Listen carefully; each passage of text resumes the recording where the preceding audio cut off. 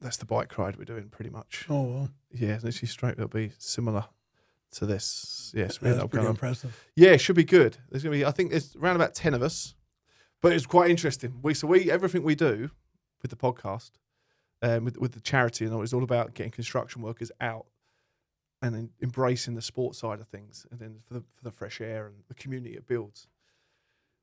And there's companies behind this that said our guys can't do it unless they take annual leave. We won't let them do it. So we've lost about 20 people. Lost? Because the company won't support them doing it. It's going to get national press. There'll be press all over it. We'll push it out to a lot of our channels that will help spread the word. There's a lot of people that we know who are going to spread the word. So the company will get huge eyes on how good is this they're supporting their staff. But some companies still just don't care. There's too much pressure in the project to worry about. Yeah, it's unfortunate, right? The hearts and feelings of the people who actually make these things. Yeah. Yeah. But, might as well, an intro, we're probably going already. Intro. So, little intro and we'll get going. Yeah. So, hello and welcome. Construction Sport Podcast. We've gone across the pond. We've gone stateside. And I'm very, very, very excited for this one. We're not actually in the US yet, but one day we'll come over. Right on. We've got Brett Smith from Gardner Builders, isn't it? Am I right? Correct, yeah. The Minnesota. Correct. Superb. And a huge thank you to Gardner Builders because you're a massive part and a massive supporting part of Get Construction Talking. B1M, Fred Mills, you guys are very much in touch with. You let me know you're in this side of the pond, shall we say? Yeah, absolutely. A few months. We've been in touch the last couple of 6 weeks, couple of months, isn't it? We have been, yeah. Touch. Yeah. And you said you're coming over. I said, yeah, well, you're the great granddad of Mr. Washington. Yeah, there you go. He's outside of these windows. He's buried out here, so he's part of the church. And yeah, so come over and see where he is. So no, thanks for coming down. Coming across, coming down, coming across, coming over. I don't know what to say on this one. Thanks for having me. I appreciate it. Yeah, it's good. So what is Gardner Builders? What's it all about? So Gardner Builders is a commercial construction firm. We say of ourselves we're a hospitality company in the construction business. Brilliant. So Gardner Builders is really about living by our core values, which a lot of companies will claim and will state. Yeah. But our core values are passion, humility, excellence, empathy, and nimble. Okay. Yeah. So with that, comes into focus this idea of mental health. Yeah. And so Gardner Builders, as a construction company, in 2021 helped found Minnesota Construction Coalition, which is a mental health, suicide prevention and mental health advocate in the state of Minnesota, working with Associated General Contractors of Minnesota, and by way of that agency, state legislatures, trying to put in place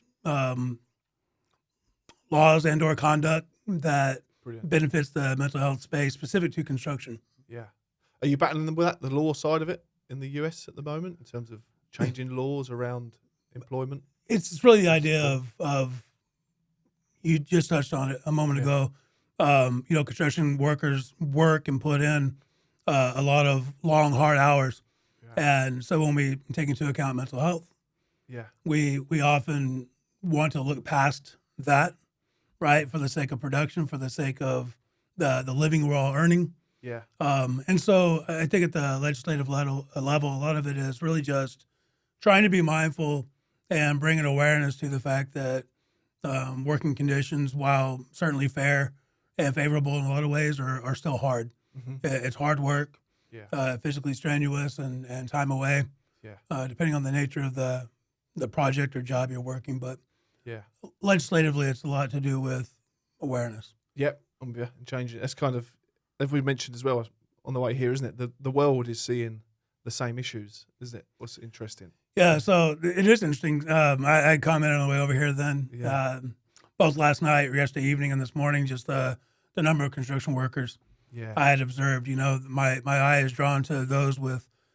helmet and hard hats in hand, high vis and dirty clothes, and scuffed up boots. That's the world we live in. So those are our compadres, right? Or in that our comrades. And so having noticed that, it struck me too that wherever you are in the world, there lies construction, and within that the humanity that makes it happen. One thing just popped in my head then when you said that as well. In London, when I was up there in my high-vis clothing, always noticed that people, if you're going for a tea of coffee, everyone will be sitting down in coffee, the nice china cups, and they won't even ask you, and they'll give you a takeaway cup straight away. They don't want you sitting down in there. Wow. That's the only reason we can think. They don't want us dusty and dirty and sitting down in that environment, should we say. So, and I've said that to guys before, I said, just spot those little trends in how the behaviour is towards a construction worker in a way. Yeah, that's interesting. I came up a pipeliner. Pipeline construction, and we would go into small towns, middle of nowhere, and there was a bit of a stigma that came with a pipeliner, right? Yeah. Same sort of principle or a misconception. And what's funny about that is we would bring into those small towns and little communities a wealth of fortune for some of those business owners and the community at large. Yeah.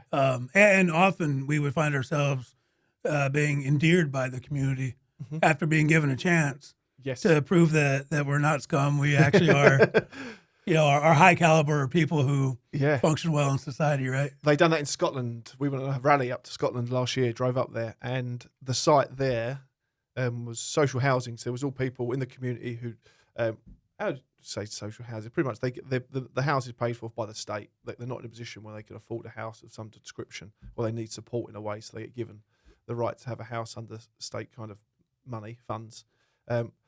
But all these people, so they knew who was going to be coming into this area, and then they actually come up with this idea of getting all the people who are going to be living on the area, invited them there for the day to see the construction side, and then put barbecues on for everyone, and then had all the builders and the contractors all working there, actually engaging with the people who are going to live there.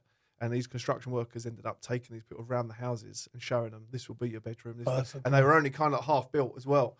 And they said the whole community and the way the whole town looked at the construction workers there just changed overnight. I bet. And I loved it, the idea of it, what they'd done. We're in a different part of the UK here. We've been an hour from London. It's just high pressure, and there's no time for anything like that. Yeah. It's just deliver. And as you said earlier, the deadlines don't change. That's right. That's right. So pipeline, and then explain to them that the pipeline is is it just gas? Is it any kind of pipelines you're putting in specifically? Yeah, both really. So in Oklahoma, it was all natural gas for me. Yeah. And then having made the move to Minnesota, I gave up natural gas and took on petroleum. Okay. Yeah. So it was everything from crude oil. Yep. To propane, diesel, some degree of chemical. What size are these pipes as such then? So I worked on small diameter pipe. Yep. As small as 2 and 4 inches to as large as 30-inch diameter. Yeah. Pipeline. Oh, really? Yeah. That's a decent lump. Yeah. All bolted together. And so the 30-inch pipeline was natural gas, and so that's a very literally an explosive environment. Yeah. And so the hazard associated with that, that's something that I learned over time. I had always taken for granted. I was always a pipeline inspector. Yeah. So though it sounds like something other than, I had the good fortune of working in the trenches, literally with the guys, right? Yeah. Throwing skids and wrapping welding leads and just doing the job of a servant to the pipeline, right? Yeah. Fast forward, I was approached to take on a safety-focused role, to which I had responded no. I'd never met a safety guy I liked. I wanted nothing to do with that. You got the same stigma over here. Do not want to be the safety guy.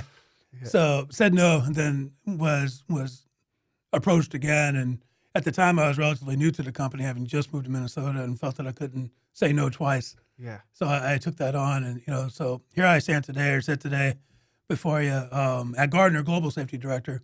So there's been some degree of evolution in my career. And I look back on all those times when I was young and dumb, pipelining and taking for granted this really dangerous environment. Yeah. And it just makes me appreciate safety. It makes me appreciate that in the field we're all human, right? And so kind of the humanity involved in all this, because you're young and dumb doesn't mean you don't value safety. Yeah. It really only means you're young and dumb. You don't know any better. Yeah, definitely. So, then we grow old and we grow jaded and disenfranchised to some degree. And that's really what I love about construction and kind of where I've come from, where I am today, just the blended nature of it all, and how we learn and kind of take our hard knocks and it is, and isn't carry it? Yeah. on, right? No matter what the weather is. Yeah. What's the weather like in that part of the world where you've been? The harsh weathers you're dealing Yeah, with? really in both. Oklahoma has cold weather, extremely hot weather, triple digit heat is typical during the summer months, and then in Minnesota, negative double digits are common at certain times of the year. Sometimes winter seems to take on half the year. Yeah. And so it's a harsh environment in that way. Because where you're up the north of the States, aren't you? Your state is noticed on the map. But is it similar to weather? Do you get weather patterns like Toronto in Canada? I don't like it because I have a friend of mine. Yeah, it there, would be. so- It was similar at least, yep. Yeah, because I went to him at New Year's Eve 7 years ago. Snow everywhere, ice everywhere. Yeah. Here where we are now, you'll scrape ice off your windows 2 or 3 times a year. Okay. Literally at the moment, like 2 or days a Yeah. year. That's literally it. I was with him at Christmas, and then I spoke to him, and I was clearing his driveway. He had a what they call a condo in Toronto. Yeah, because we don't use the word condo here, so I always remember it well. Yeah. But he was staying in a condo in Toronto, and we went down to his car and cleaned it all off. And the day after, cleaned it all off again. The day after, cleaned it all off again. And then I spoke to him on the phone a week after I'd come home, or 2 weeks after, and he was doing the same again. A month later, he was still doing it. I was like, how long is that winter? And he was like, till end of April time or so. Is it the kind of mid-April? But you get extreme changes as well. When the season's changing, it can be 15, 20 degrees Celsius. You do, and then it could be 0, minus 20 at night, can't it? You can, yeah. So and Oklahoma's similar, as well. So I've always grown up in that. Working outdoors is tough, right? Yeah. It's either the extreme heat or the extreme cold. Yep. Of course, you get acclimated and you gear up for whatever, or gear down, for whatever it is you're doing. But that's something too that plays into the psyche, definitely, of everything we're taking on, and mentally prepared for, isn't it, to go out and just I was out just for Christmas, and I noticed that we were going out and 4:30 or 5 in the morning, cold, wet, and raining, but you still have to go to work. It's not a choice, is there? It's not a choice. No. So when I had moved from Oklahoma, the day I left, this was nearly 11 years ago now. It was -7, which was extremely cold for Oklahoma. Oklahoma typically doesn't get that cold. I got to Minnesota though, and it was -37, which is insane. Yeah. And so that winter in particular, this is 2014, there were records being broken. It was brutal cold, like hadn't been seen before. And so that was my introduction and indoctrination into life in Minnesota, particularly construction and working outdoors, and I absolutely hated it. Yeah. I spent the first 2 months looking forward back home. Did you? You know, and nevertheless, I'm there today, right? So I agreed to disagree with the fact that somehow that's sustainable. Yeah. And there I am. Is weather changing? Because climate change becoming a factor? I think, I don't know if it's climate change. I'd like to say it would have to be.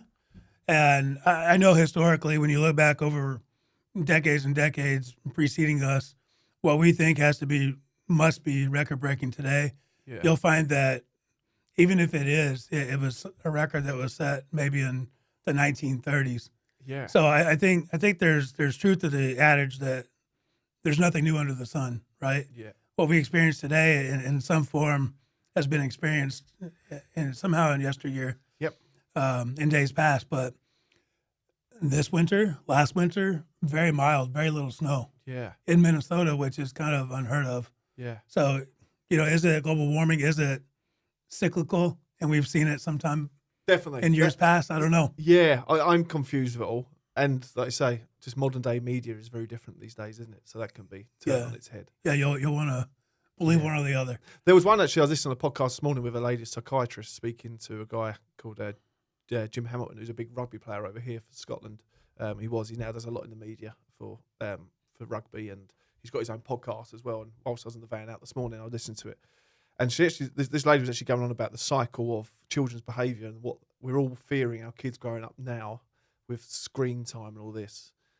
But she likened it very much to in the 60s and 70s. There was always something everyone was really worrying about, and it just goes in cycles. And so if you look back at the trends, everyone talks about, especially in the UK, we'll talk about the 60s, and then everyone will talk about the 80s, but no one really talks about the 70s. So it's almost like a cycle of I think so. that fades off, and then it comes back with a boom, and then fades off, and then just the way the world operates. I think so. Yeah, so I think so. Yeah, maybe an idealistic way to view it all, and maybe it's to some degree a cop out because we don't want to assign ourselves to this worst case scenario. Yeah.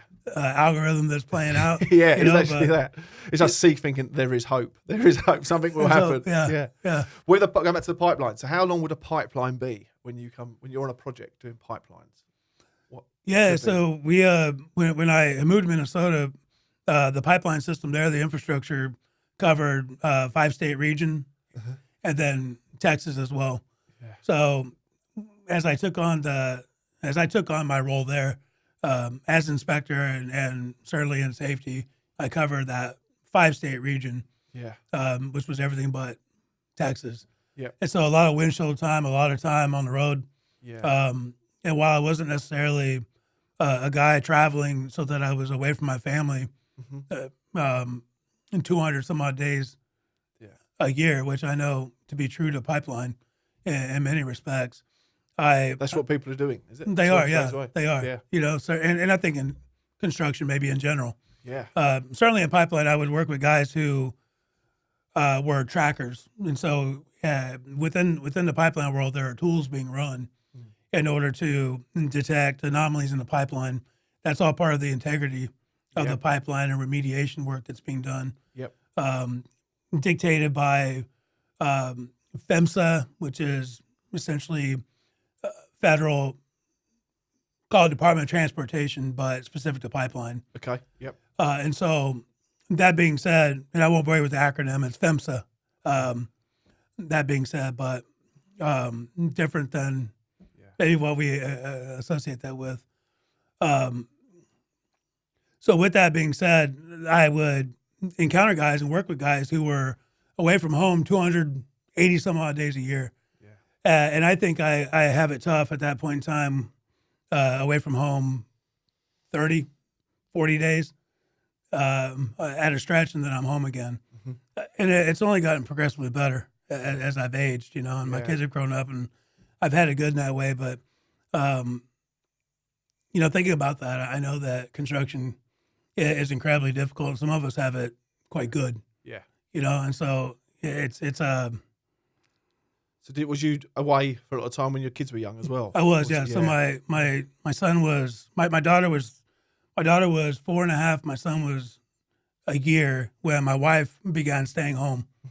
So she gave up a good job, began staying home because I was gone increasingly more and more and more, which is a big reason why I took the job in Minnesota. Went from being a contract inspector, contract at the will of wherever that contract lies, working wherever and for however long and however many days on end, and took on this job as a company hand where it was more structured, and I was no longer the contractor. I was working on behalf of the owner-operator. We could poacher turned gamekeeper. That's right. That's right. That's right. Yeah. So it changed things dramatically in that way, so that then I was home, more than I was gone. Even today, I travel every other week on average, and I don't mind it. Having been so accustomed to being a pipeliner, and as I mentioned earlier, once pipeliner, always a pipeliner, I think, at heart, and somewhere in my mind, a little bit of travel is good. Good for the soul, yeah, definitely. We did it last year, so that rally we done. We drive around the country all the time now. Well, to us, it's 10 hours north is the top of Scotland from here. So it's how small we are in the UK, but we don't mind getting in the van and going anywhere. Like we like it, getting on the road and seeing what's out there and being about and just seeing, because the country's got so much, especially construction going on, and there's more and more starting up north as well. Scotland, there's a lot more starting up there with big energy projects and stuff on the coastlines and that. So we're speaking to a few companies at the moment that got big jobs up in Scotland. What's the kind of shift patterns you do in the pipelines? Would they do 6 on 1 off, or 6 days a week, 1 day off, or just 6 would be typical? It would, yeah. Where and fast forward to where I am today with Gardner, we work really hard to keep everybody in a rhythm where they're working regular hours, same as anybody else, Yeah. So it may appear to be a relatively long day, certainly hard to work throughout the day. Yep. Folks are working 6 to 2 to 3 o'clock. So Yeah. you're putting in your regular 8, just like, folks in the in the real world, right? Yeah. Or in the outside world. And the real world equation within that is that while it often requires overtime and sometimes odd hours, Yep. and sometimes weekend work, and we have guys who work overnights as well, but not many, a small crew doing that. As a construction company, we really work to be unique, to be trailblazers, to somehow set a tone different than what has been in other ways standardized and considered customary or traditional. And we have guys able to be home with their families, and able to have a life outside of the job. Yeah. Work-life balance is critically important in anything we do. Yep. I myself, in a self-professed kind of fashion, am poor at maintaining a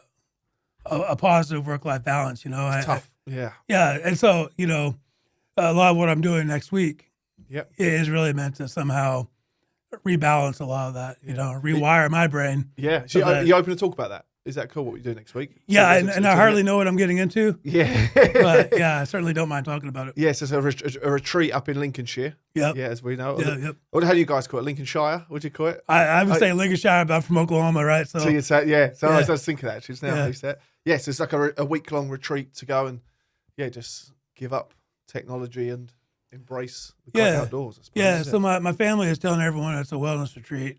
Yeah. And then I'm correcting that each and every time I get an opportunity, and I'm really reframing it as a mental health boot camp. Yep. Brilliant. Yeah. I don't think it's much of a retreat. I think it's really something that we're endeavoring to do so that we learn how to rewire our minds and our psyche, so that whatever it is, throwing us off balance, we can reconcile and bring back to the straight and narrow. Yeah. So for me, it's a boot camp for the brain. It's a boot camp for the brain because I think I hide in my work, right? Yeah. And I think within that there's a lot of isolation anywhere outside of work, and it's all unintentional, and it's not by design, but it's something that's become somehow intrinsic to the life I lead, And so with the wife of 25 years. An 18-year-old we talked about, my daughter, a 14-year-old boy. It's time for me to grow up, right? Like I can't hide in my work and somehow act as though I'm so nose to the grindstone and making my way by way of career that it's at the expense of everything else. That may work when you're young, but then I think in hindsight you have to attribute that to being not only young but a little dumb too. Yeah, definitely. Not knowing any difference. So there's a fine line, isn't there? It's a fine line. I walk in and the boys are just young in here now, but I'm just that I've got a wife, 2 very young kids, and it's just that fine line of keeping everyone happy, doing as much as you can to benefit from everything, opportunities that come in. In the last year, we have said no to a lot more because I was all over the place with what we're doing here, saying yes to everything. Yeah, and we kind of got a little bit of. But that experience of saying yes to everything and learning everything you can, then we've now earned the right to say no to a few things, I kind of think. But it is tough. It's so tough. And I think construction as a whole as well, isn't it, doing that? And I think construction workers that I know as well, it's myself massively as well, is especially when you're working away all the time and getting out those habits in it and trying to have a routine is incredible. I can't find a routine at the moment, and I need a routine. And I can't either. Yeah. This year I really want to. I've missed out on. Now we've got a cycle lined up in 6 weeks. I know the bike's coming out the shed literally this weekend at the garage actually, and then I'll be out for a bit and I'll find a bit of a routine then. But I think it's more winter months. I think as well is tougher. But I'm just at the moment I haven't trained properly for a while. I'm not playing rugby anymore because of the risk of injury as much. So, right. But then the back end of that is, well, what are you doing, isn't it? Yeah. You look in the mirror and go, yeah, that's definitely sticking out a bit. that tummy's coming on a little bit. Yeah, I need to find a way of addressing it. Yeah, absolutely. It's a big part of my problem, I think. Yeah. I can relate to that. I talked to you earlier about hiking, and we touched on it a moment. And Yeah. hiking, I would claim to be my hobby. Yep. Problem is in Minnesota, particularly, unless I'm wanting to hike through those bitter cold Yeah. winter months, that's a hobby you hang up for months on end. You know, and so then the recourse is to Seasonal. Yeah. yeah, it's really just to settle into that day-to-day grind and not have that release. Finding what can replace that, I suppose. Find what yeah. can replace that. So, you know, to some degree, a big focal point of mine going into the week next week is to think about that and try to figure out what really I may love to explore, something new to take on. Yeah. Maybe things that I once loved and I've forgotten. Yep. Right. Is a lot of it. You know, I look at guys in the field particularly, and even our project managers and others. You know, we're a company of right at about 210 employees. Yep. Everybody working incredibly hard. You know, I think it'd be unfair for anyone to claim they work harder than the next, though there's likely some truth to that. You know, but when I consider our workforce, and then I consider my own life and my struggles and shortcomings and all the things I've done right and I've done wrong. You know, I see myself in any one of those individuals. You know, whether they're young or they're older than I am too. While you mentioned earlier, wherever you are in the world, you find the same types of issues. Yeah. Every one of us are human, stating the obvious. Yep. But within that, you know, we all have strengths and weaknesses and things we do well and things we don't do so well. Yeah.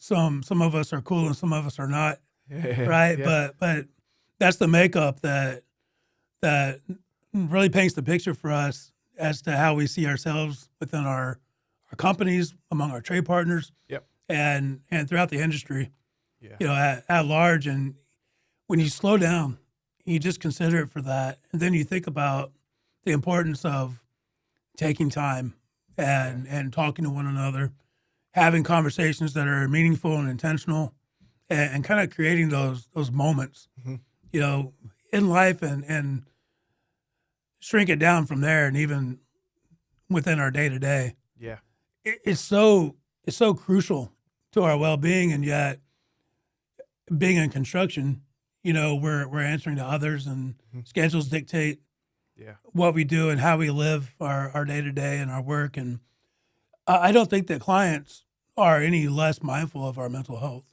or in any way are disrespectful of our mental health. But we're also slow to affect real change in response to schedule and those constraints. Yeah. In order to really bring about the narrative that we want being told. So we've talked. I talked a lot yesterday, and I know it's talked about among many circles, but on the topic of mental health, there's a lot of talk. Yeah. And it's excruciatingly difficult to know how to put that into action. Yep. What you guys are doing through construction sport is unto itself incredible. Yeah. You know, and then the event you touched on happening tomorrow, incredible too. That was a big part of my interest in coming onto the podcast, getting to know you better. Yeah. Is really understanding how to take what you guys are doing here back to the States and begin to formulate some kind of plan. Well, I look at it, and I've said this, we actually said at the start in the last year, was that we need to speak to as many people around the world now and really reach out this year to show, because we can see the problems worldwide. Yeah. As Fred Mills and B1M and Get Construction talking, showing and highlighting on a global scale of how problematic it is. A friend of mine, I said, who's in Toronto, is scaffolding over there, or a bit scaffolding and carpentry kind of fall into the same line of work, I think UC was doing at the moment. But that I could see the similarities. Australia, we speak to a few people who are over now in London working, and they speak about the payment processes back in the Oz. They've worked them around, and there's ways they're getting around it. It's working better. And I was like, well, why can't we incorporate what they're doing? We need to learn from each other as a world. But then with the sports side of what we're trying to do, and we are ramping up a little bit. We've got a few plans in place where we are now speaking to a few main contractors in the UK, leading ones, to say that the military and what they do with sport in the, say, just the UK, but obviously across the world, and obviously US, look at the Invictus Games, what obviously Prince Harry has been part of. not sure if I can call him Prince Harry or not, but that's a whole new political debate at the moment, isn't it? But I'll go with that. That proves what sport can do for people in the military world. And we have it over here. I'm sure you're pretty similar, but the RAF, the Air Force, the Navy, and then the Army, the three kind of separate entities, they have their, or the regiments that get involved with multiple different sports. And then within those different sports, or they come companies within those regiments, am I right in saying?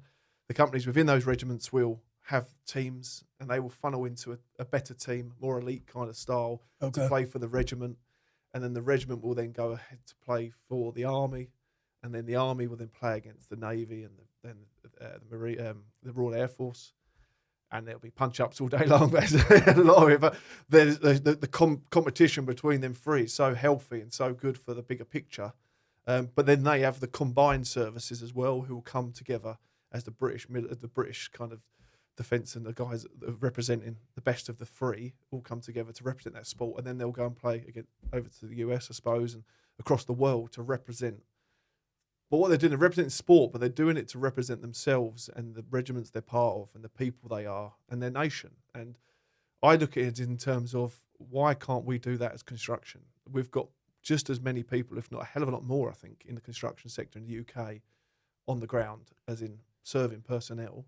Yeah. There's evidence over here now to show that the likes of post-traumatic stress disorder is more prevalent in civilian life now than the military in the UK alone at this moment in time, purely because the conflict's a little bit lower at the moment. 10, 15 years ago, it was very much different. I'm sure the US you'll probably agree with as well. But they could see it. And I always held behind suffering with post-traumatic stress disorder 15 years ago, up until today in a way. But I hid behind the fact that that's a military thing. But then I started looking at the real science, or the evidence behind the traumas of what happens in the military, and then in a way comparing them to what happens on a construction site, and the actual aftermath of a traumatic incident, say an IED in the Middle East, in comparison to a guy who's been squashed by a digger, a construction worker.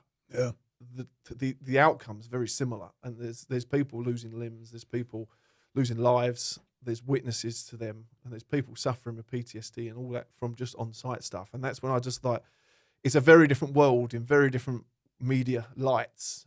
But I just really try to compare it. I got a little bit of flack from it over the years of, oh, you don't know what it's like to be in the Middle East on the front line. I don't, and full due respect to all of that as well. But I was like, but what I can see in my world is people being hit by trains. I can see people being squashed by machines. I can see people, electrocutions, falls from heights, number one in terms of incidents and sites, what kills people in the working environment in the UK. US as well. As I say, it probably is, isn't it? And so I'm like, yeah, but when you look at, if we're going to take trauma seriously and what it is, then we've got to realise that what are people witnessing? And I think you can talk to, I'd say 99.9% of construction workers, probably in the UK, again, across the world, who have seen stuff they didn't want to see, and you can't unsee it. And the way that we link, especially from what I've been saying over the years of what PTSD is, being a military thing, I denied that of myself, and that only led to further troubles. I suffered heavily with ulcerative colitis of the stomach, and I lost my stomach, and that went into a whole kind of downhill path of 10 years. And that kind of then got to me of the link between your brain and your stomach is huge, and the link between the stomach and then obviously post-traumatic stress disorder. But I learned that all myself just by studying, and I didn't learn at school a thing. I learned a few things, but I wasn't a school person. I just wanted to go out and play football and run around and cause havoc, should we say? And I'm still doing the same today. Yeah. But I was like, but then suddenly I'd found this passion of studying, and I was like, I'm just podcast after podcast, some right, some wrong, some very different paths. Yeah. And then you pick up on someone, and then you follow their path, and then you think, oh, this is so interesting. And then these answers start answering themselves, and then you think, oh, hang on. And I'm almost, I think, especially in the UK with it, I'm almost like, someone said you're ahead of the curve with it in a way. And I was like, I get it. I'm so far ahead of the curve with what I'm thinking, is I'm trying to get the industry to catch up with me and be like, come on, we're in the thousands now of people who have taken part in construction sport-based events that we've done over the last 10 years. I'm like, go and speak to any of them. I would say, don't even tell me who you're going to speak to. Go and ask them what their experience was like on an event they done with us. And it's not a massive, heavily funded expensive event. This is, we went for a walk for an hour, or we had a kickabout for an hour. Yeah. And what that gave to that person. And like, so why isn't the construction sector going, let's have some of this? But if you look at, so ramble on, but Manchester United football team, the main soccer teams, as you'll know them, and the football teams over here, they all started from like industrial businesses, and it was the teams within the industrial companies. Oh, that's cool. And they put together these leagues. And West Ham, Stratford, where you just come through to come here, they're the Irons, but they were iron workers. Okay. I'm not sure if Arsenal being Gunners, I'm going to make this up. You can fact check this actually. The Gunners was something to do with armour, and obviously being the artillery side of things. I don't know that, but there's links between all of these companies, created these sports teams who are now the elite of sport and the sporting world. So I'm like, this is where it come from: workplace sport. Why can't we do it? So Yeah. I've just got to get that message across. That's brilliant. You know, one thing you touched on, paralleling construction with military and PTSD. I don't come from a military background. My grandfather, my father, I don't. Yeah. So I can't claim really any knowledge of what it's like. Yeah. To be in the military. I always relate something true to myself to PTSD, and I could be wrong in making that correlation, but when I was in my late teens, headlong into my 20s, I was in a vehicle accident. Yeah. I had a wooden fence post go through my right shoulder, and so it made it so that for a long time I couldn't use my right arm, still can't use my right hand, right? So I'm a guy who at that age was forced to be left-handed. Yeah. That happens maybe to a lot of people, right? Injury, illness, whatever it might be. People are forced to take on a position in life that they had never anticipated. Yeah. For me, it was injury and having to deal with the loss of my right hand or arm. And fast forward today, I can do a lot, but can't do it all. For me, I took on a life of addiction, alcoholism, was highly functioning, always working, right? Yep. Got married, having just turned 22 years old. Yeah. All of my 20s being a life nearly lost to all those things, deeply rooted in poor choices and even poorer judgment, right? Yeah. A wife who today I'm eternally grateful for, having stuck it out, right? So that, again, here we are 25 years later, but... Well, so they know too much. You can't... Don't know too much, right? They know it all. But all that being said, and not making this about me, what I appreciate about all my struggles and dealing with it all and having really surrendered to this life of addiction and anything but good, but for the grace of what I consider my higher power and my wife, and then my kids, right? In years to come, now 18 and 14, as I mentioned, I look at what I went through and believe it has to be something akin to PTSD. Yeah. Right. The trauma. And I didn't know what it was. You know, I just knew that I was unhappy and I was depressed. And so it was shortly after my injury, I was at a point in my life where I was razor thin close to having taken my life, short of having attempted, but fully committed to it. You know, and all it took was a friend of mine asking what was going on. No one else had. And I think probably at that time, folks had seen the writing on the wall and just didn't ask. You know, we talk about mental health a lot today. I think all those years ago, it wasn't something we talked about even among our closest of friends. Yeah. You know, was it taboo? Was it just something we weren't equipped to deal with? You know, I don't know, but it just took the one person for me to be able to say out loud to somebody, hell no, that's not what I want to do. Yeah. Right. Now then Saying it out loud. Yeah. to say it out loud. And then my immediate thought was, what now? Right. Yeah. So then come my 20s and just a hell of a path I had forged for myself. Yeah. But when I look at construction and I look at just humanity in general, PTSD, I think, takes on a lot of forms. Yep. You know, it's either you've been through warfare, which I can't relate to, or you've experienced some kind of traumatic event, whether injury or extreme loss. It could be anything, right? Yeah.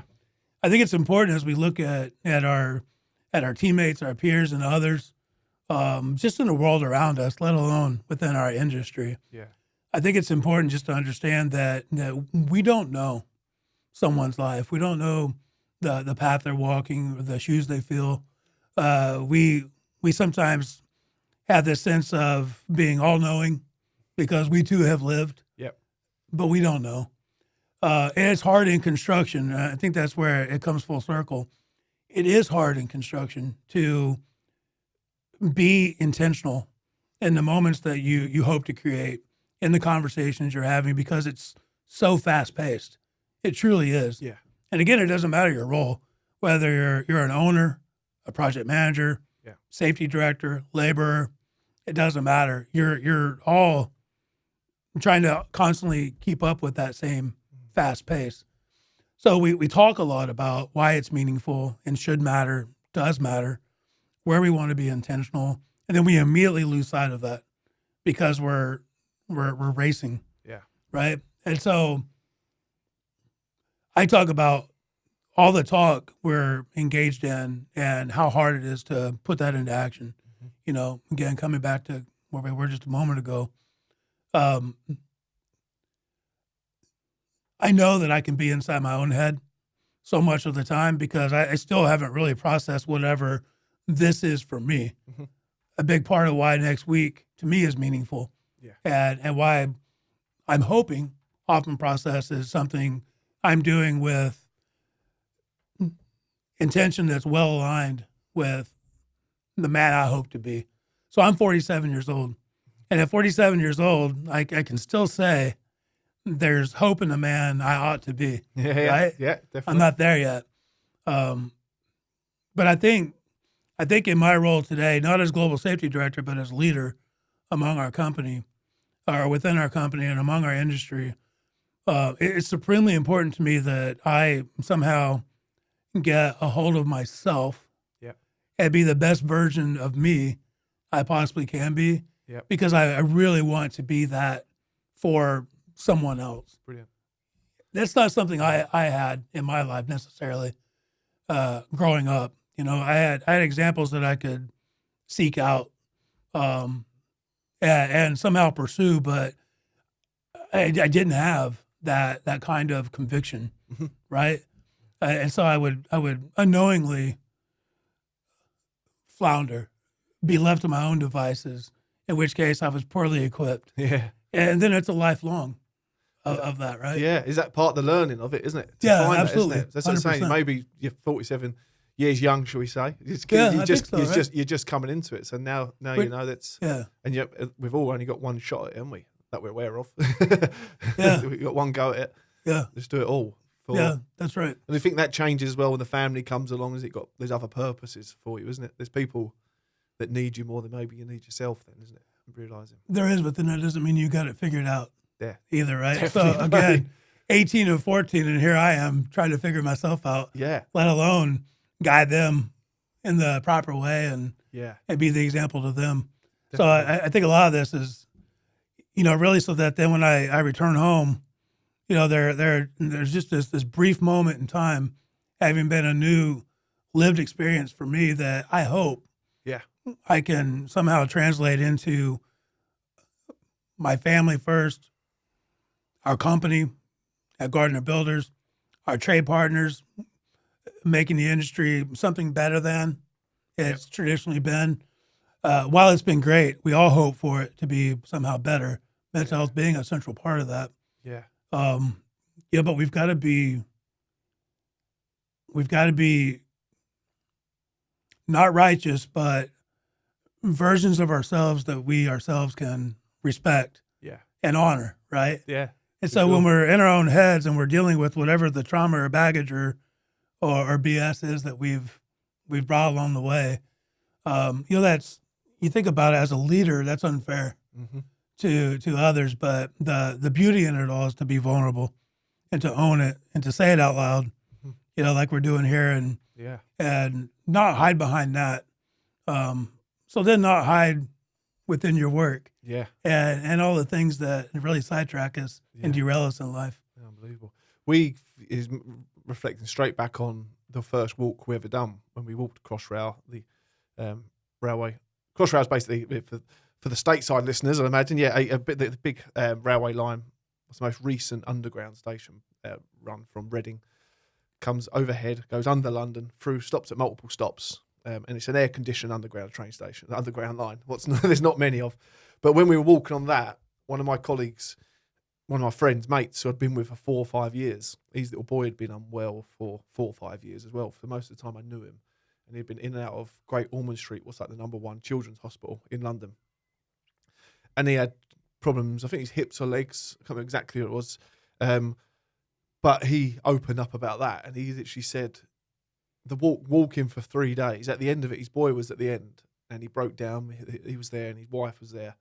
And he was so thankful for this 3 days. He's like, you don't know what you've done for me. I couldn't get my head around, because he didn't say anything on the walk. On the 3rd day, he put his head down and just stayed quiet and just wanted to get it done. And he put some music in his ears and just got it done. But right at the end, he just spoke out. He said, that you've just given me the opportunity to just be no one for 3 days. He said, because I'm always he's the big foreman on the jobs we go on. He's a big, strong guy, great guy, loud, physically fit, strong.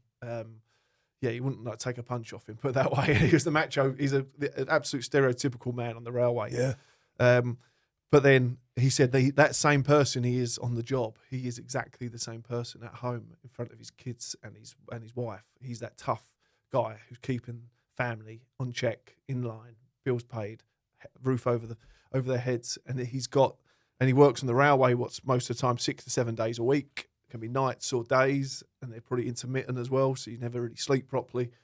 And he's been doing that for years and years, especially whilst his boy's been born and going through these troubles as well.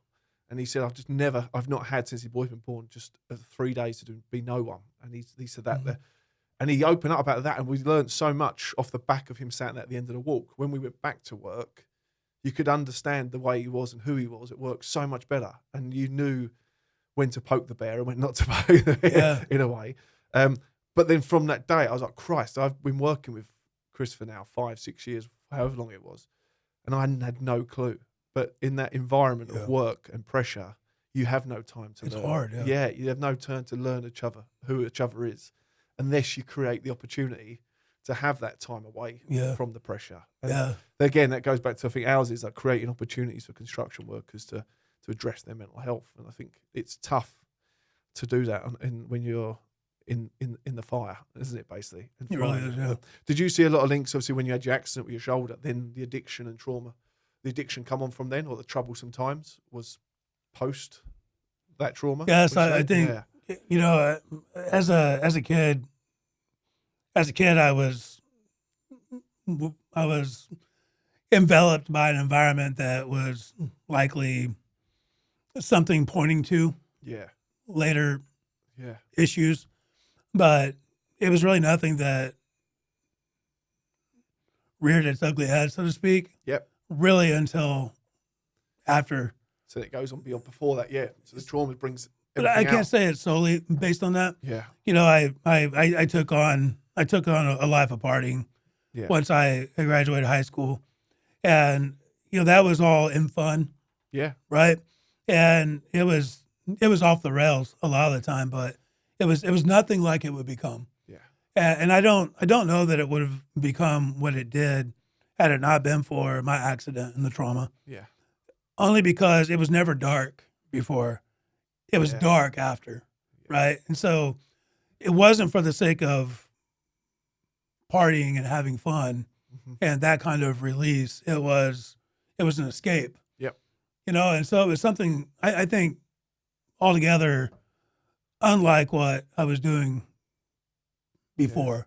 Yeah. So I don't want to be naive and say that I didn't already have some form of issue. This you're reflecting so much. This you're preaching to the choir. Yeah, yeah. But it just turned dark and menacing, and it had a grip on me that just would not let go. Yeah. And I didn't know how to deal with it. I didn't seek therapy. That to me wasn't a thing that was to ever be considered. Yeah. That's something that just in the last 5 years I've begun to obviously realize is not only available, but how supremely beneficial it can be. I say that, and I've tried it. And I'm not unlike a lot of people. I've tried it a few times and feel that I haven't found my match in that. Mm-hmm. So, I never want to be hypocritical in telling someone do therapy. Yeah. When I myself am not actively doing it. Yeah. I've tried it, and just those few experiences haven't been for me, which doesn't make it so that it's something I ought not continue to pursue. But the other thing as well, look at the hiking as your therapy, isn't it? That's your therapy. Well, yeah, but when I can't do it, then I'm off therapy, right? Yeah. So I've thought about that, and I think yes. Yeah. Right. And then music, I love music, and I find therapy in that. Movies and TV. We talked about TV earlier. Yeah. But then that becomes a form of addiction almost. What's the go-to music? All kinds. Yeah. All kinds. All kinds. Not only because I'm here in England, but I love the Beatles. Yeah. Truly do. Yeah. British music in general, but truly all kinds. Everything from that to hard rock and rap and country, and I'm all over the place. Yeah. John Batiste, which is getting into classical, and I like it all. I always find that when people say to me genres, and I've never had it. I grew up with Motown. My family huge on Motown as a kid. There's so many, all the family parties over the years. It was just Motown. But that was the thing. That was the thing of the Beatles too, right? Yeah, and the Beatles was huge. So what they had. Paul McCartney and John Lennon would often talk about their influence being from the States and Motown, then blues and Little Richard and that kind of thing. I was out all from within that era. I was doing some work at home, digging a new porch shit in the house, and I was covered in mud on a Saturday afternoon. It was cold to the core. Hand dug it on my own. Just literally was like took work home with me, sort of thing. I was broken, and then I got the hose out and started hosing down the drive and cleaning all the mud that was just everywhere. And I put my headphones on and I just put the Beatles album on, the greatest hits one on, and I was just out dancing in the rain. Literally, I absolutely loved it. And then you realise that I actually loved doing the job. Then I think that's right. It made me reflect on actually. I've just dug this. I've done this. I've dug it all out. The lorry's ready to go grab a lorry to come and take all the muck away. And then you just I think the music just helps you, put you in line, doesn't it? Be like, this is good. And then it's like for a Friday for us going home on a Friday off a job and you've got an hour's journey. Then the music cranks up a little bit. The weekend's here, and the music puts you in that place, doesn't it? Yeah, it does. It does. So starting Saturday, I've got to give every bit of that up. Yeah. Right, for a week. Yeah. So I'm super anxious about that. And so that's made me realize that even those things that I consider therapy, music or other means of entertainment, but truly good, well-intentioned. Yeah. I give those things up, or the thought of giving those things up, and I realize that for me has become probably a form of escape bordering on addiction. Yeah. Because I'm kind of going immediately to those things, and I'm not spending the time intentionally with maybe my own family. Yeah. Right? Because it's easier for me to go from work to whatever that escape is. Right? Yeah. So it almost makes something that I consider to be wholesome and good. Yep. A thing that I've almost too much of something. I've almost begun to weaponize against even myself. Yeah. Too much of anything. So I'm really interested in processing. That. Definitely. And so the next week, are you on your own with it, or is it with a group of people? Be a group of people. Is it, yeah. I think there's something to the effect of a couple dozen people. Is there? Yeah, amazing. I think it'll be incredible. Yeah. I'm excited for it. I was asked yesterday. Having lunch with a guy I hope now to call a friend. Had just met yesterday though after talking, similar to what we're doing today. asked the question. He's gonna have to come in. He's local, isn't he? Yeah, He's local. Yeah, that's right. That's right. He's local. Having been asked the question by him, though, are you prepared for what it will be if you come away from that next week and don't feel that it really changed anything? Okay. Yeah. Interesting. And the answer to that question was no. Yeah. I hadn't thought about that. Yeah. Right. I'm going into it headstrong, mind made up that it's going to make a difference. But that's a real question. What if it doesn't? And I'm not prepared for that. Yeah. You know, so that's I'm a believer mantra. of there's something in everything to take Me away, too. isn't it? Me too, If, yeah. if you can take one thing from it, Yeah. there might be 1,000 things you learn next week. But if you can take one thing, Yeah. then it's worth it. I think it'll be good. I mean, Yeah. I have a blind confidence Yeah, definitely. that it'll almost be ordained, right? Definitely. And I think it's like finding yourself, isn't it, I suppose, or just seeing what did I speak about the cold water therapy and the benefits of that. I need to get back into it, actually. I do like that, the ice baths and that kind of stuff, and seeing that where that takes you and stuff. And it is that kind of takes your brain into that, gets the chemicals going, that fight and flight stuff starts kicking in and your body starts functioning a little bit different. And it's been proven. You're hearing a lot about the cold water therapy in the States. We've had a lot of press here in the UK since COVID, really. Same. Wim Hof. I don't know if you heard that guy, Wim Hof. He's really interesting character. No. He's is he Dutch? I think he might be Dutch. Don't quote me on that one. But his wife, she had, I think she took her own life. Again, don't quote me on that. I think she struggled with psychosis, and it come on later in life. Took her own life, and he had another background of his work, but he was fascinated by what had happened to his wife, that he went and studied it and was like, and then he got into this cold water therapy and how cold water therapy could have helped her, and then really looked at it. And the Society of Medicine and Health, Psychology all went against him and was like, no. And he was like, there's something in this. And he proved it to the highest kind of people that be, and scientifically had it signed off that this was a way of treating early signs of trauma. And it actually, in a way, early signs of cancers and anything to do with tumours as well. Right, the chemicals in the body that form tumours and all this kind of stuff, cold water therapy can help them before they get to that stage. And so I'm no scientist behind all this. It's quite confusing in my head, but know that from what he says, he's got a lot of YouTube information on there about it. And it really goes on to the real benefits of it. And because of the back of COVID, everyone started doing it and it was a thing. And these companies got made little plastic rings now, selling rings for like £300-400. It's just a little plastic tub. Yeah. But all they do is put a little tap on the side of it so you can empty it, and then suddenly it becomes supply and demand. But he got into that, and there's people I know, and people who know, especially we go out to the coast 2 or 3 times a year in the UK and the North Sea, in the Channel, where we are here between us and France and us and Holland and the Netherlands. That water's cold all the time as well.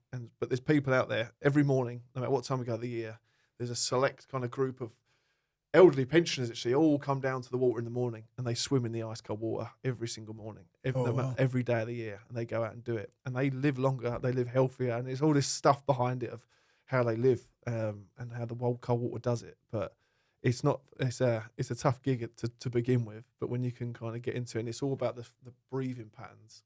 And Wim Hof does it, and he does like a 15, 20 minute, might be longer than that, exercise of breathing before you go into the water to get your head into this place, to control your breathing. And I was there before, and we done it on a construction site in London. We got a skip, like a waste skip, on the site and filled up with ice. And we got all construction workers into the ice on the job. And we had a cold water therapy teacher come in and told us all about it and showed us what it's about. And I stopped the breathing techniques in the water. I was quite cool. I'm more than happy to stay in there. I can do all right in it. I'm not too bad. But my right leg just started tapping like out of control. And I was just like, I was looking at it, just like the message just wasn't getting there. And I was like, what is going on here? And then the coach was there. He said, Steve, breathe. Just do your breathing techniques again. And I started the breathing, and it just stopped and relaxed. Oh wow! And it's like the power of the brain and how you can get that going. But yeah, we've got an exhibition we're speaking to at the moment that we might be putting an ice skip in the middle of the exhibition this year. And we're speaking to a job in London where we're looking at taking the ice skip and put it on top of this project. What's about 15 towers high in Westminster, right by Buckingham Palace, actually. Oh, cool. And they've got a crane there. It was like we could crane this skip up, crane the water up, crane the ice up. and do it with the overlooking London. So those different ways in what we're trying to do. And I think with the media side, we don't know, we do a lot more media than the other kind of charities in the sector. But our message and what we're targeted on is getting the message out to as many people as we can. And modern day world now is to do it in this format. And if we can, the idea is we show all these different ways that it can help different people and put them online, and people can take what they want from it, really. And as you say, it's finding what works for you, isn't it? I love that. So we're going to get cold. We're going to get cold this year for sure. How's going on to the American side of it? How does things change? I'm going to say the famous word that everything's talking over here, but Trump, is he changing the situations out there for good or for bad? Well, I don't conversation we move on from.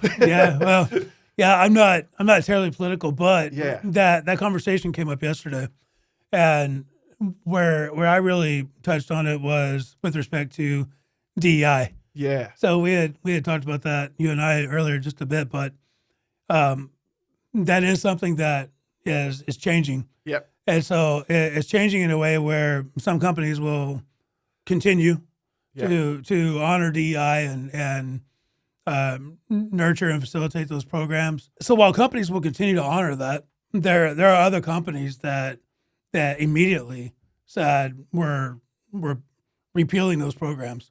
Yeah. Right. And so the question really is, what does that mean? It's not as though companies then choose to be inequitable or choose not to honor diversity, and companies are not going to be excluding folks in some way. So DEI is a funny sort of thing in that way. Yeah. I think DEI, and whether or not you embrace it, is not something that then dictates whether you're good or you're bad, right? I think the premise of that, of course, was to change the minds of folks that were somehow prejudiced or biased or closed-minded, brought up in ways where they weren't taught to honor and respect. I do think DEI, though, somehow on at least occasion went full tilt, right? So that it was almost weaponized. I was just say weaponized, working against itself. Yeah. And I think that's where Trump now has come in and has said, too much of a good thing is not always a good thing. My fear is, as DEI is being rolled back, in some cases repealed, does that take with it our license to openly discuss mental health, right? Yeah. Because this idea of inclusion, maybe even the others, equity and diversity as well, certainly during COVID, was inviting of this topic on mental health, these conversations and a narrative being told. I think it's twofold. I think one, with the administration, we may have a tendency to become hardened again, and not as warm, as we've been. Yep. And I don't know that you can attribute that to the administration or not. Yeah. But I think there's some, form of again narrative being told there, and then I also think we've been talking about it now since certainly the pandemic, where it had become trending. Yeah. That the talk now has grown somewhat cliche. Yeah. And so that's why action is incredibly important. I think with the administration, it's sort of something that does work against itself in a way. I think my thoughts overall beyond that, are probably for the good. I think often change is good. Yep. And I think that's the case. I think it's certainly good for construction. Makes you wonder if they, if it's softened over the last few years, but that softening's helped us talk about it, is a positive. Now, if it's now going to start hardening again, but we can still hold on to that bit of, we know that works, but we're going to have to be a bit tougher, but knowing we can address it still. You don't know what way it's going to go, I suppose. But yeah, well, no. So nice, I think the hope in that is we can while we benefit from what I think is good for our industry Yeah. in terms of this change in administration, being certainly business forward and construction oriented, we take the other as it comes, Yeah. and whether we're seeing an environment that is becoming hardened or not, what it means for us is the opportunity is to simply engage in real talk. Yeah. Maybe we don't have to be so concerned with will we or will we not offend. Yeah. So let's not concern ourselves with the idea of potentially offending someone, and let's just engage in real talk. What's to do for what's best, isn't it? Yeah. And I think that's really a win, and maybe with all of this, a blessing in disguise. Yeah. While a certain something is being repealed to some degree, and in the eyes of many, that's maybe a bad thing. Yeah. We may look at it for what it is and see that there's opportunity for us to maybe take a deep breath and just engage in real talk. Yeah. And not have to sugarcoat it. Definitely. Right? Yeah. Unless we offend somebody. So I think that's the good thing with construction, isn't it, as well? It's you kind of, I know in the UK, like does you say it for what it is, and I think looking at that's probably where the DEI kind of stuff is, especially from a construction perspective, struggles, because it's very much black and white guys on the ground, as in men, and the women who I know now who love it for what it is. They talk straight up and honest. There's no sugarcoating. Right. And I almost feel like that kind of counteracts, and people fear that that's going to offend the next generation coming through, and that's going to turn off these people. But we done a walk in London, Carl Edwards, evil culture guy, who we showed you about. We went out there and said we want to find all the ladies that are part of are on the tools in the industry, not in the white collar world, in the offices. So we want people on the ground, the machine drivers, the lorry drivers, and we had about 15 to 20 girls come out of us, and they loved construction because of the hard, tough, black and white kind of what it is. They didn't want pink and frilly, and that's what was being made out online that we were seeing. And these women are like, no, we like it for what it is. We want to be there having the shouting abuse with the guys and literally having a joke and innuendos and all this kind of stuff. And it painted a healthy picture to us. Like, almost like when we shut the laptop and just spoke honestly to these people face to face. It's like, what do you want from it? And they were like, no, we love it for what it is. Katie, who works with us now, her background's scaffolding and managing scaffolders. She wasn't a scaffolder, but she was in the office with them. But she was the mother figure to 30, 40 scaffolders. Yeah.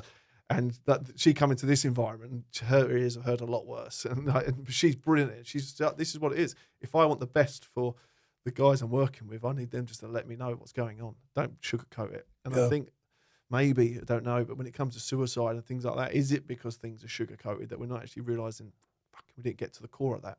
I think a lot of it, because, whether you turn back the clock, all those years ago when I was experiencing my trauma and having been on the verge of that myself, and no one talking about it, while there it may have been more a generational thing. Yep. I think today it's not so much of that, because we know better today. Yeah. I think it is. Yeah. We're not sure how to talk about it because we don't want to offend. We don't want to somehow cross that invisible barrier or boundary, that line in the sand that effectively doesn't exist. Yeah. Right? Because you and I are talking. Yeah. Or if we were at a pub or at a bar and we were talking, we wouldn't be concerned with this imaginary line in the sand. No. But when we get inside a work environment, even construction, where everyone is meant to be tough and can take it and whatever it is, I think all those things good in their own right. We really cower and we steer clear of it. I think the takeaway is to truly just dig in. Yeah. And if call a spade a spade. Yeah. And if it offends or it misses the mark somehow, that's okay. It's from a good place. It's from a good place. Yeah. So Bob Gardner always says, approach everything in the spirit of no harm intended. Yeah. Right? And that's something we always hear. But the way he applies it, it's exactly what you just said. Yeah. It's from a good place. You go into something, you have your heart in your sleeve, and you believe in this thing with all your heart, 100%, you're convicted and you're going to set out to change the industry. Yeah. That's Gardner Builders' mission, is to simply change the industry. Yeah. And make it so that it's all for good and for the better. Mm-hmm. We may not always hit the mark. Yeah. But in everything we do and everything we approach and how we talk to folks, often in ways that they're unaccustomed to, meaning we're a hospitality company in the construction business. Yeah. Maybe sometimes it's off-putting. Maybe it's a guy that just wants you to tell him when you're going to be done. Yeah. And he doesn't want all the frills and all the fluff. Yeah. Well, we're not worried about that. It's no harm intended. Yeah. Right? You don't like it? Yeah. You can leave it. Yeah. Right? But that's not going to change who we are. So I think as we set about our conviction to change the industry and really just humanity with respect to mental health, you're exactly right. Yeah. It's all well intentioned, from a good place. I think we just got to you're doing it. Yeah. We got to get busy. Yeah. I'm wanting to follow in your footsteps. I do believe Amazing. through construction support, you guys are busy in an action oriented way. In the States, Yep. I'm sure we can claim to some degree we are too. Yep. But I'm afraid there's a lot more talk than there is action. Yeah. I see it this morning. Something popped up online about a new course for senior management and how we can tackle the mental health issues in that world by doing this course. And it's just a one day pop up business sort of thing. And it's just like, just get the people outside and enjoy themselves. Yeah. It's the most easy thing in the world. It doesn't cost a lot of money. It's so simple though, and we don't. Yeah. It's so simple yet we don't think about that. Yeah. So I spoke with a guy who was quite senior within the NHS, the National Health Service. So we were all funded through to get our help. They're under a lot of pressure, but there's a new hospitals program, and he was the head of the social value side of it. So looking at how it gives back, and he said to me, like, Steve, what you're doing ticks all these boxes for all these companies to be seen. And I was like, I didn't know what the social value thing was at the time. Did you have social value in the US to call that? It's sort of like you're we have ESG, which is environmental social governance. Yes, that's it. So the S in that. So ESG, it's all tied into that basically. So these projects, the NHS have pretty much set out and said that for companies to come in and take on building these new hospitals, they need to show how much they're doing, calculated.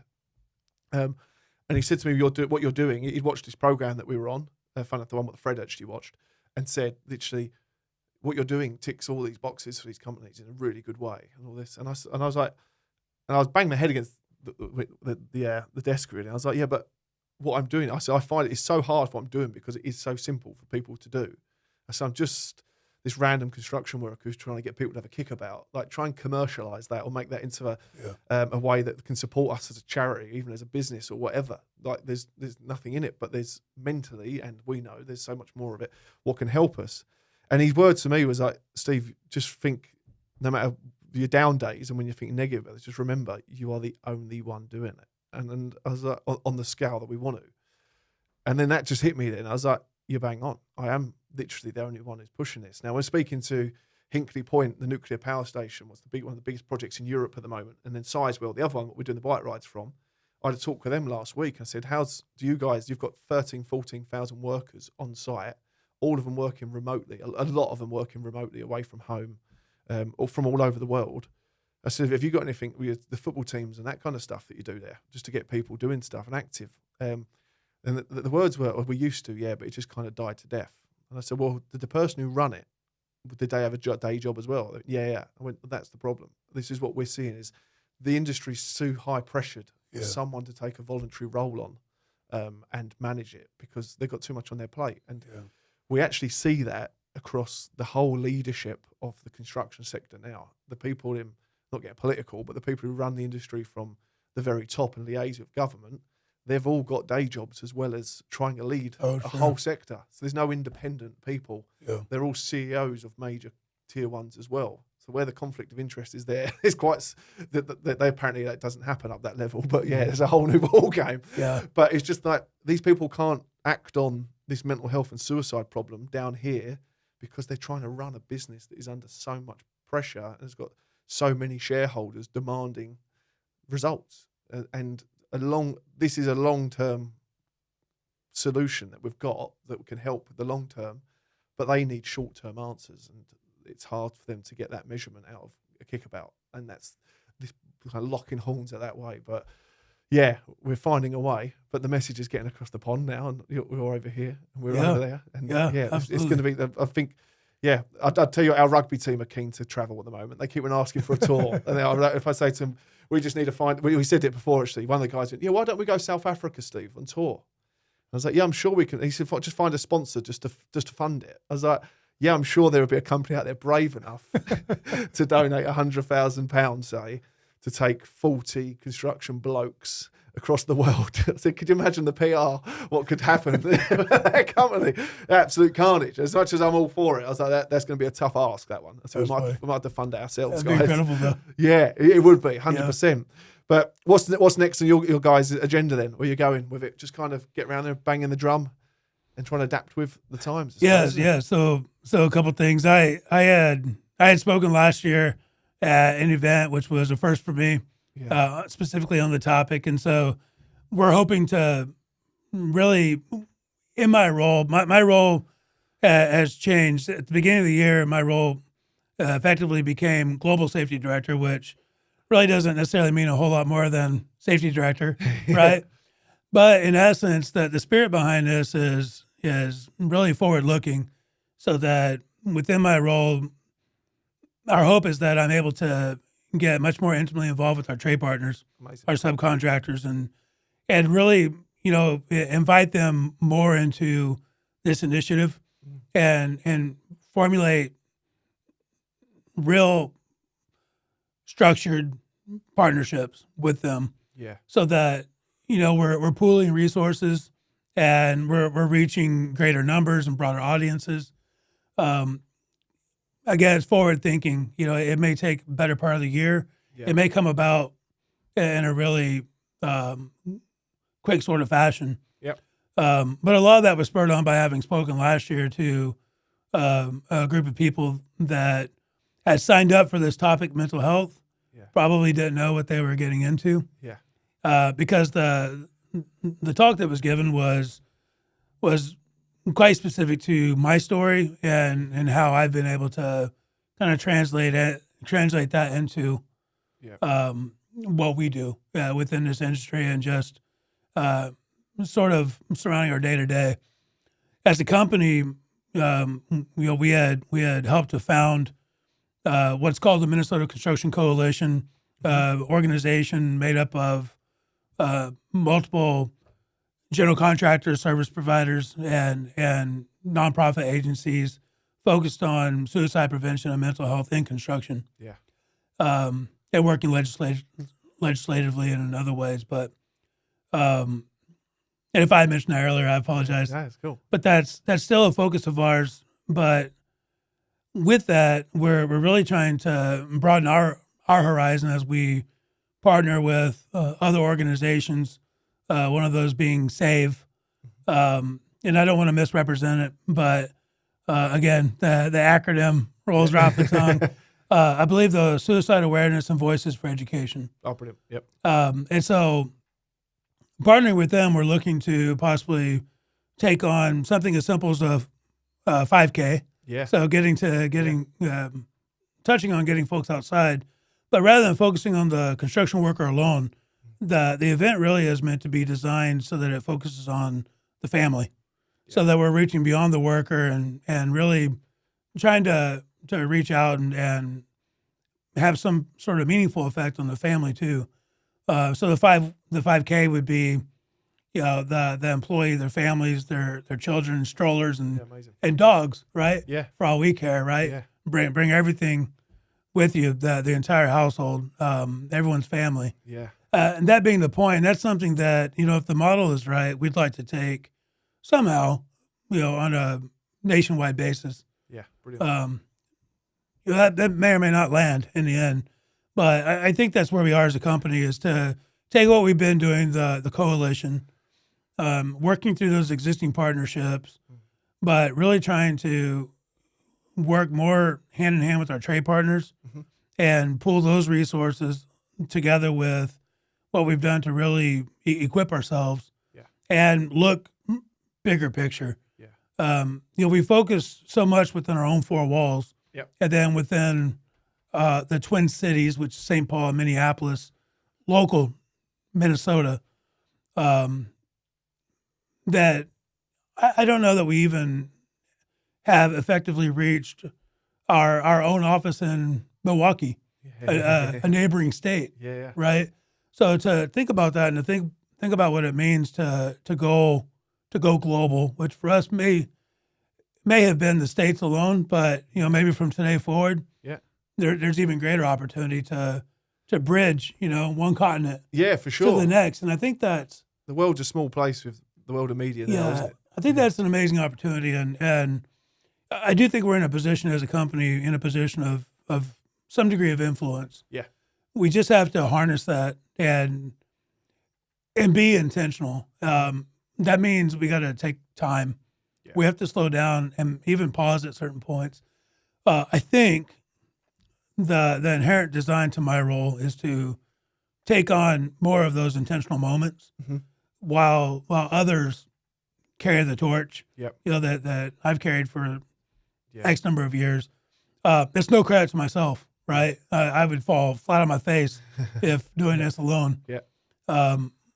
But a credit to Bob Gardner and our leadership that it is an opportunity being created Yeah. and space being given to Well, truly. so that it's fine, it's just a button Yeah. there, but by doing that, bringing the families in and everything you do from a construction industry, you're inspiring all these families to get up and get active. And they will all look at, those kids will look at the construction industry as the industry that gave them family time and a positive we place hope. to go, isn't it? Yeah. And I'd guarantee it will as well, because there's so much things at child level, isn't it? You remember those times, and that's what we're getting. We're heavily involved with sponsoring a few football teams and rugby teams and getting our name on with the kids and that, showing them so they can look back at photos and realize they've got construction written on them. So then years to come, they'll go, oh yeah, if we were able to look that good on the pitch and we were given that opportunity to play at those facilities because of the construction sector. And we want people to, because we get a lot of negative press, especially you guys as well in the US, but in the UK, it's, you type in construction on Google, it's just negative. Right. I'm like, we need to reshape that and make this place look positive, because we've all got passions for it and we love this place, but we just, the media's passionate about slagging it off. Yeah, they are. Yeah. Well, and then too, on that same point, you think about young kids at home, dad's coming home. Yeah. Our mom's coming home every day, just dog tired. And that's their impression of construction. Yeah. Right. So an event like this 5K, as simple as it is in nature, the hope is those kids see the other side of that coin. Yeah. And see that, well, the employer, the company that dad works for, Yeah. is actually really caring and even loving and trying to make everything as good as it possibly can be. And it's just a tough business and work that we do. Yeah. I think there's value in kids and mom and dad being able to see The rewards, is it? Yeah. that there are two sides to this coin, right? Yeah. What 100%. one is only meant to complement the other. Yeah. Not meant to one overtake and completely undo the other. Yeah. And I think that's the thing we run into. Yeah, for sure. One last thing I want to touch on. I touched it briefly in the car on the way here in the van. Yellowstone. Yeah. And I'm fascinated. This is a pure selfish part of the podcast. Where me and my wife are sitting down every night, and she looks at me. She went, "I bet you just love to be there, wouldn't you? In that ranch, just drinking beer with the blokes and just chilling out and just having punch ups and all this stuff." Yeah. And I'm just, I would love to. I'm not gonna lie. Is that? Do you find it with your work when we look at the native side of America? Is that my education and geography is not good enough, but is that across certain parts of America you'll get the native kind of land now, or is that everywhere in the US the way you see in the native kind of? It's throughout the country. Is it? Yeah. It's throughout the country. It may be more concentrated in certain areas of the country, but it certainly expands the continent. You go back, and this is where it comes into some form of debate a lot of the time. But to be absolutely fair to the narrative, Native Americans certainly predated Europeans. Yeah. And so, the land was theirs. Yeah. Right. And there may have been opportunity for cohabitation. There was certainly times where all of that was thrown out, and there's a lot of injustice done. That's just the ugly truth of it all. But the culture that has thankfully, unfortunately, been sustained in our country is remarkable. Growing up in Oklahoma, before it was ever a state, it was only known as Indian Territory. Oh wow! Was it? Yeah. So it was surrounded by land that geographically had been bordered off and become states, while Oklahoma remained Indian Territory. So I was born and raised in a part of the state that was traditionally Comanche, Indian Territory. Okay. I'm supremely proud of that. Yeah. And then I moved to another part of the state while I was growing up, and it was Creek and Comanche, right? Or I'm sorry, Creek and Cherokee. So I had left an upbringing surrounded by Comanche Indian culture and history, and have been introduced to Creek and Cherokee, and in Minnesota there are other tribes, and then Montana, and throughout the western United States. So, and then southwestern and eastern and New York, and when the Pilgrims had initially settled the United States, they were immediately met by Indians or Native Americans. Yeah. So the topic is fascinating. It's fascinating. Yeah. We don't know enough about it, I don't think, as a modern day culture. Yeah. We sort of know the history that we ourselves had written, and there's this culture and history that predates every one of us and the generations having preceded us. Yeah. And I haven't seen, right, we talked about it, I haven't seen Yellowstone. So I really don't know exactly how it's depicted, but Indian culture, Native American culture, and in film, TV, media, in a lot of ways, is depicted in a really negative light. Focused on, maybe the underbelly of some of the how it's become disenfranchised. Yeah. And that's unfortunate.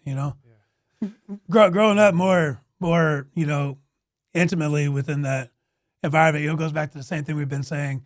We're all, and it's all humanity. Yeah. I mean, at the core of every one of us, no matter our background or ethnicity or nationality, we're simply a couple of guys, three in a room, and every one of us, made up much the same. Just people. We're just people. Just people. Yeah. And arguably many, much more interesting a culture than others, when you think about it. Yeah. The United States is a young country. Yeah. Compared to other countries. Definitely, yeah. And so again, just talking, to Native American culture and history, and what I'd always known to be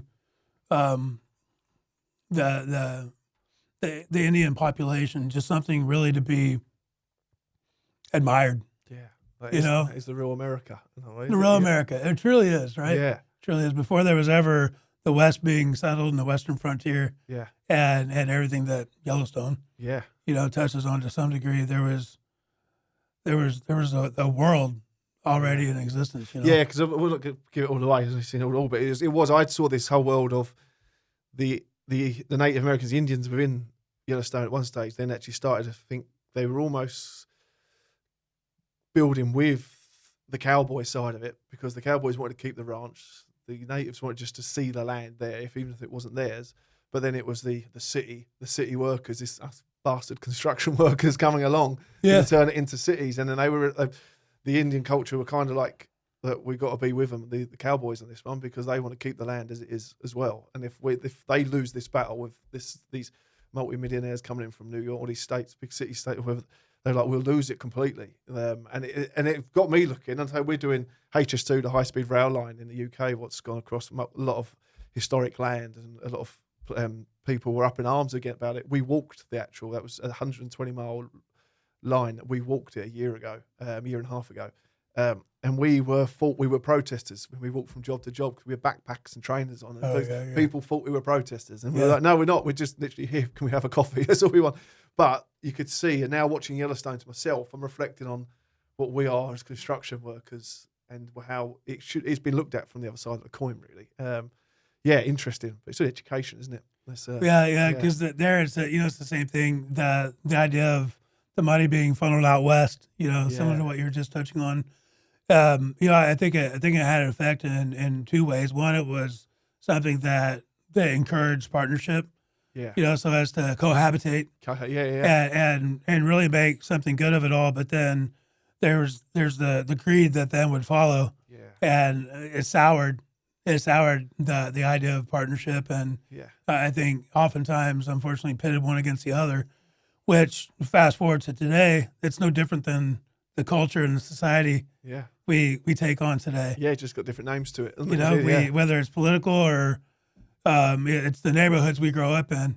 We find ourselves pitted one against the other. Yeah. I think even in construction, there's the field and the office, right? Yeah. And those two inherently somehow pitted one against the other. Suits and boots. Suits and boots. And it's crazy. We talk about it a lot, so that there's not meant to be a difference. Yeah. And no matter how hard we try, there is. Yeah. And maybe that's okay. Yeah. Maybe it has to be okay. And maybe that's where and maybe that's where we just engage in real talk and we call a spade and just make it so that it's okay. But it's interesting. Yeah. Just culturally, we want there to always be justice, and definitely. Oftentimes there's just not. Yeah, 100%. But no, happy days, Brett. Thanks a million for coming. Yeah, thanks, Steve. And a huge thank you to Bob Gardner, is it, CEO, and the Gardner Builders, and everything they've done to support Get Construction Talking. What they can see right the other end of the line, this is where it's coming in and supporting the people like us. And I know we, come Christmas, we've been in here many a times thinking, Christ, how do we get into next month? How do we do this? And especially we started this all from scratch over the last 6-7 years, the last 2-3 years coming to fruition a little bit. But the help and support that you guys, even from across the pond, are doing for us is hugely appreciated and helps us sleep a little bit better at night. But that way, what we could all do with. But all the best for next week. I can't wait to hear on the back end of it. There will be some positives in it, no matter how come out, I think. And we'll catch up on the flip side, I'm sure. But you're coming along tomorrow now as well. We're going to drag you to our little cinema trip tomorrow. Yeah, I appreciate the invite. Thank you for the opportunity. Yeah, no, brilliant. It's a pleasure. We'll go and we're going to have some English breakfast somewhere. Yeah, right on. Take care. All right, thank you.